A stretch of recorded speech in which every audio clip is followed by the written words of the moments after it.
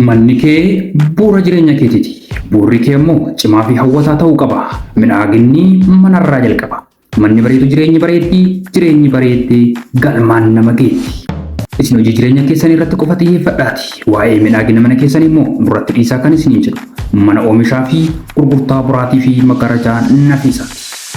Manni oomishaa fi gurgurtaa boraatii fi maggarajaa nafiisaa meeshaalee manaa kanneen akka maggarajaa, uffata Arabiyaan majlisii, uffata siree boraatii isaa wajjin akkasumas uffata halkanii komfartii. Hagicha mana keessanii midhaagsuuf kan tolu uffata firaashii fi kan tiraasii, sufraa nyaataa fi kan bunaa wajjin. Mintaa fi saayizii fi halluu garaagaraatiin filannoo gatii barbaadaniitiin nu biratti ni argattu. Maal kana qofa meeshaalee aadaa qorii, sabaree, boraatii, fal'aanaa fi siinqee dabalatee gosa barbaadaniin nu biratti ni argattu.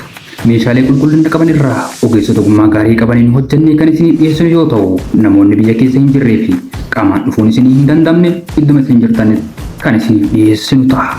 Mana oomishaa fi gurgurtaa boraatii fi maggarajaa nafiisaa cimina, qulqullina, bareedina gatii madaalawaan hundaa iddoo tokkotti.